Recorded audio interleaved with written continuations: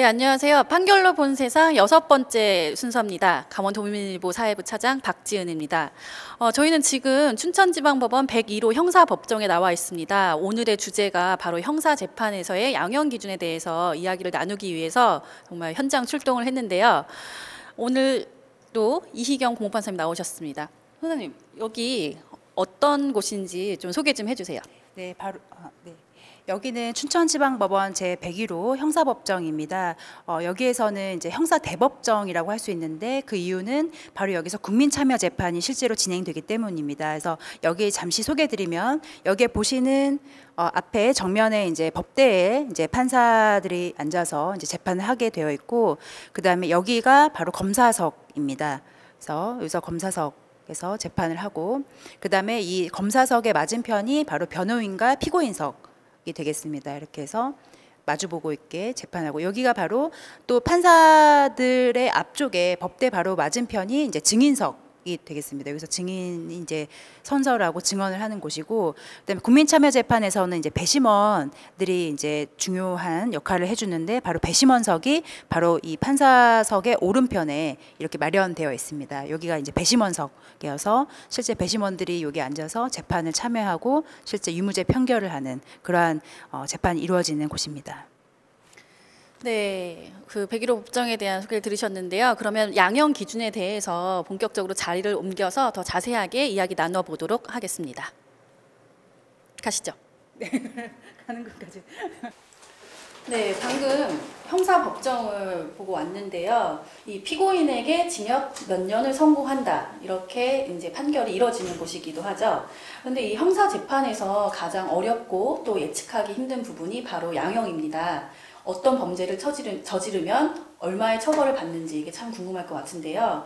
양형 기준에 대해서 좀 얘기를 한번 나눠보도록 하겠습니다. 네, 먼저 제가 기자님께 한 가지 질문을 한번 드려보고 싶습니다. 타인을 기망해서 재물을 이제 교부받거나 아니면 재산상의 이익을 얻으면 사기죄가 되죠. 그래서 형법상 사기죄는 10년 이하의 징역 또는 2천만 원 이하의 벌금형을 받게 되는데요.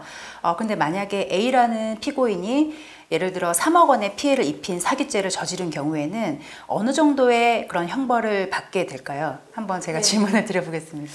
그 10년 이하의 징역형이니까 1년도 될 수 있고 또 10년이 될 수도 있겠죠.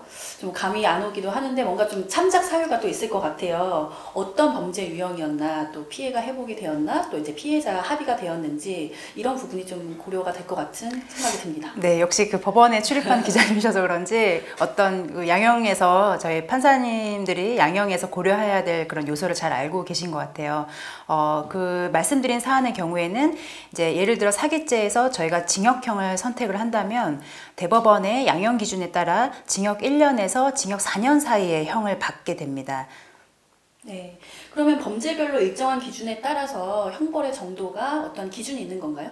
네, 그렇습니다. 대법원 산하의 양형위원회라는 곳이 있습니다. 이 양형위원회에서는 범죄의 종류와 그 내용별로 양형 기준을 이제 설정을 하고 있고, 또 실제 법관이 재판을 할 때에도 이 양형 기준을 준수하도록 되어 있습니다. 양형위원회는 2007년 4월 27일 설립이 되었는데요. 대법원 산하의 이제 독립위원회의 성격입니다. 그래서 2007년부터 운영되기 시작해서 현재 제5기 양형위원회가 활동 중이고, 그리고 양형위원회는 이제 외국 양형제도를 연구하고, 또 국민 일반의 양형에 대한 인식을 조사를 하고, 또 확정된 형사사건에 대한 양형 자료를 수집해서 조사를 합니다. 그리고 공청회나 의견조회 절차 등을 통해서 지금까지 약 30여 개 이상의 범죄군을 설정해서 그에 대한 양형 기준을 설정을 하였습니다. 네, 총 30여 개요. 네. 이 30여 개 이상이면은 우리 주변에서 발생하는 많은 범죄들의 대부분이 양형 기준이 설정이 되어 있다는 것이네요. 네, 맞습니다. 그래서 실제로 뭐 살인이라든지 성폭력 사건, 또 상해 폭행부터 재산 범죄인 절도나 강도, 사기, 뇌물 범죄, 또 교통사고 범죄, 또 예를 들어 변호사법 위반 범죄, 공직선거법 위반 범죄, 조세, 횡령, 뭐 배임 등 여러 가지 그런 재반 범죄군에 대해서 양형 기준이 모두 설정되어 있습니다. 네. 그렇다면 실제 판결을 내리는 법관도 양형 기준을 이제 준수해야 한다면 이 양형 기준을 설정하는 역할이 가장 중요할 것 같은데요. 양형위원회에는 어떠한 분들이 소속되어 있나요? 네, 지적하신 대로 이 양형 기준을 설정하는 것이 정말 중요한 의미가 있습니다. 그래서 위원회 구성도 많이 궁금해 하실 것 같은데, 양형위원회는 이제 위원장 한 명을 포함한 13인의 위원으로 구성이 된 의결 기구입니다. 그리고 양형 기준을 최종적으로 이제 의결하게 되고, 그리고 양형 조사와 연구를 위해서 이제 그 별도의 조직으로 15인 이내의 전문위원을 위촉을 하고 있고, 또 여러 가지 법학이나 언론, 교육, 시민단체 등 각 분야에서 50인 이내의 자문위원을 또 위촉해서 이런 양형 조사를 하고 양형 기준 설정에 도움을 주는 그러한 운영을 하고 있습니다. 네. 그렇다면은 이 구체적인 양형 기준은 어떻게 설정이 돼서 운영이 되고 있나요? 네, 제가 실제로 저희 그 법관이 형사재판에서 양형을 할 때 이 양형 기준을 참고하는 책을 제가 가져와 봤습니다. 실제로 저희가 판사들이 형사재판에서 양형을 설정할 때 이 양형 기준을 참고해서 이제 하고 있고, 여기에는 모든 이제 범죄, 대체로 여러 가지 범죄군에 대해서 양형 기준이 설정되어 있고 이것을 참고를 하고 있습니다. 그래서 예를 들어서 살인죄의 경우를 들어보면, 살인죄의 법정형은 형법상 사형, 또 무기징역 또는 5년 이상의 징역형으로 처벌하도록 규정을 하고 있고, 이 중에 저희가 예를 들어 유기징역형을 선택하는 경우에는 그 범위가 법정형에만 따르면 5년에서 30년까지입니다. 굉장히 광범위하죠. 그런데 이제 양형 기준은 살인죄 유형을 5가지로 나누어서 처벌 기준을 달리 정합니다. 즉 어떤 동기 여부에 따라서 참작 동기가 있는 살인이냐, 아니면 보통 동기가 있는 살인이냐, 또는 비난 동기 있는 살인이냐, 그리고 또 중대범죄와 결합된 살인범죄라든지 아니면 극단적인 인명 경시 살인죄의 경우에는 각각 그 유형을 달리해서 처벌 기준을 달리 부여를 하고 있습니다. 네. 되게 세부적이네요. 근데 그러면은 살인죄만 하더라도 유형이 5가지이고 각 구간에 감경 구간이 있고 또 기본 구간이 있고 또 가중 구간이 이렇게 있는데, 그러면 15개의 범위가 설정이 되어 있는 것이네요. 네, 맞습니다. 살인죄를 예를 들면 총 5가지 유형의 살인죄를 구분해서 처벌 기준을 달리 양형 기준을 정하고 있고, 그 한 유형에서도 기본 영역 구간이 있고 그다음에 감경 영역 구간이 있고 가중 영역 구간이 있어서 말씀하신 대로 살인죄의 경우에는 총 15가지의 그런 구간의 경우의 수가 설정이 되어 있습니다. 네. 이 실제 살인 사건에서 형사 재판을 하면서 이 살인죄가 과연 어떤 유형에 속하는지, 그리고 감경 요소가 있는지 가중 요소가 있는지는 어떻게 구별이 되어지나요?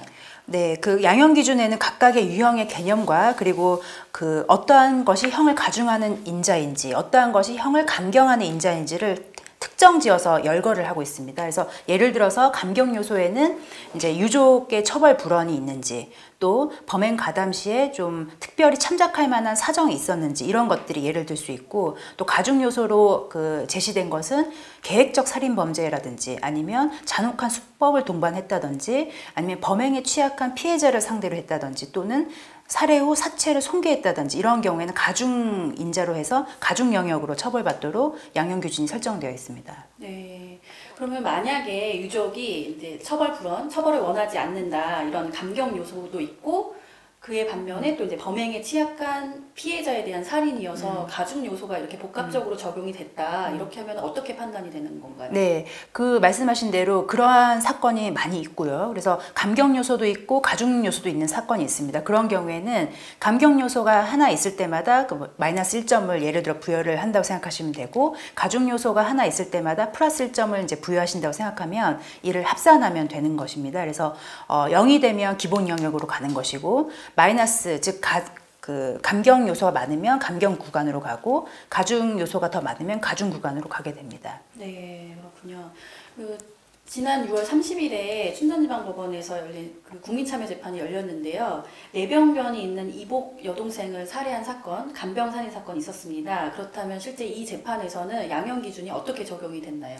네, 말씀하신 그 사건이 실제로 지난 6월 30일 저희 그 법원에서 이제 국민참여재판이 진행이 된 사건인데, 해당 사건은 이제 고령인 피고인이 이제 생활고와 장애로 인해서 의사소통이라든지 거동이 어려운 내병변 피해자를 이제 간병을 하다가 그런 처지를 비관해서 또 술에 만취된 상태에서 심신미약의 상태에서 저지른 살인 사건이었습니다. 이러한 이제 사정이 동기에 참작이 돼서 이 살인죄는 5가지 유형 중에 제1유형인 참작동기 살인죄로 구분이 되었고, 그리고 이 참작동기 살인죄 중에서도 이제 가중 요소로는 이제 내변변이 있는 피해자에 대한 살해이기 때문에 말씀드린 그 범죄에 취약한 피해자에 대한 살인이 돼서 가중 요소가 하나 있었고, 또 감경 요소로는 유족의 처벌 불원이 있었기 때문에 또 감경 요소 하나 있었습니다. 그래서 결국 감경 요소 하나, 가중 요소 하나이기 때문에 결국 기본 영역으로 돼서 징역 4년에서 징역 6년의 구간에 해당되는 양형 기준에 이제 해당이 되게 되었습니다. 네, 그럼 이 사건에서 실제 최종 양형은 어떻게 정해졌나요? 네, 이 사건은 국민참여재판으로 진행이 되었기 때문에 구인의 그 9분의 배심원이 재판에 실제 참여해서 이제 양형에 대한 의견도 제시를 했는데, 배심원 중에 6명은 징역 4년, 그리고 1명은 징역 2년, 1명은 징역 3년, 1명은 징역 5년 이렇게 양형 의견이 나왔고, 재판부는 다수의 배심원의 양형 의견인 징역 4년을 존중해서 최종적으로 이 사건에 있어서 징역 4년을 선고를 했습니다. 네. 그렇다면 법관이 양형 기준이 반드시 구속이 되어서 형을 선고해야 하는지, 아니면 사건에 따라서 양형 기준을 준수하지 않을 수도 있는지 그 부분을 좀 말씀 좀 해주세요. 네, 그 양형 기준이라고 해서 모든 사건에 완벽히 적용된다는 보장은 없는 것 같습니다. 그래서 재판에 따라서 좀 특수한 사정이 있을 수도 있고, 또 어떤 경우에는 양형 기준을 이탈할 수 있을 어떤 양형 그런 요인이 있을 수도 있다고 생각이 되는데요. 그러한 경우에는 이제 법관이 양형 기준에 정한 그 범위를 이탈을 할 수도 있습니다. 하지만 그러한 경우에는 그러한 참작 사유나 왜 이탈을 해야 했는지에 대한 양형 요인을 판결문에 그 참작 사유를 드러내도록 잘 설시하도록 되어 있습니다. 네. 네, 만약에 피고인이나 검사가 항소한 경우에는 이 형사 항소심의 양형은 어떻게 되는 건가요? 네, 이제 1심에서 이제 이러한 양형 기준을 참작하고 또 여러 가지 양형 심리를 해서 이제 양형을 정하게 되는데, 이것에 대해서 피고인이나 이제 검사가 불복해서 이제 항소를 하는 경우도 있습니다. 그런데 항소심의 양형의 재량에 대해서는 최근 대법원 전원합의체 판결에 나온 게 있는데, 그 최근 대법원 전원합의체 판결에서는 제1심과 비교해서 양형의 조건에 변화가 없고 1심의 양형이 어떤 합리적인 범위 내에 있는 경우에는 이를 항소심도 존중함이 타당하다라는 그러한 그 항소심에서 양형 재량도 이제 1심의 어떤 양형 재량을 좀 존중하는 방향으로 갈 수 있도록 하는 그런 설시를 한 판결이 최근에 있었습니다. 네. 그러면은 이제 양형 기준의 기능과 또 가치 양형의 예측 가능성, 그러고 또 어떠한 판사에게 재판을 받더라도 또는 어떠한 변호사에게 재판에 도움을 의뢰하더라도 양형 기준이 이렇게 세부적으로 잘 설정이 되어 있기 때문에 동일한 결과가 나올 수 있는 거네요. 네, 바로 그러한 목적 때문에 또 예측 가능하고 양형에 있어서 편차를 줄이고 또 불확실성을 최소화하고 하기 위해서, 또 객관적이고 공정한 양형을 위해서 이런 양형 기준이 설정돼서 운영되고 있기 때문에 말씀하신 것처럼 이러한 양형 기준이 형사재판의 양형의 그 설정에 있어서 많은 도움이 됩니다. 네. 이제 여러 가지 말씀 주셨는데요. 이 양형 기준의 향후 이제 발전 방향은 좀 어떻게 나가야 되는지 의견 좀 말씀 좀 해주세요. 네, 그 법관인 저도 이제 형사재판을 담당하였을 때 이 양형 기준에 도움을 많이 받았습니다. 그리고 적정하고 또 합리적인 양형은 형사재판 전체의 공정성과 신뢰성을 확보하기 위한 아주 필수적인 요소라 할 수 있습니다. 그래서 양형 기준은 법관 사이의 양형의 편차를 줄이고 또 양형의 예측 가능성을 높인다는 측면에서 매우 긍정적인 요인인 것 같습니다. 그래서 언론이나 시민의 관심 역시 이러한 공정하고 객관적인 양형 기준을 마련하는 데 큰 기여가 되는 것 같아요. 그래서 앞으로도 이런 양형 기준의 합리적 정립과 운용을 위해서 많은 시민과 그런 언론에 또 관심을 부탁을 드립니다. 네. 오늘 양형 기준에 대해서 정말 세부적으로 잘 살펴봤는데요. 이렇게 얘기를 들으니까 정말 이제 법이 우리에게 정말 가까이 있는 것 같은 느낌입니다. 그래서 오늘도 역시 춘천지법 조정실에서 이렇게 진행을 해서 더욱 의미가 깊었던 것 같습니다. 그러면 오늘은 이것으로 마치겠습니다. 네, 감사합니다. 감사합니다.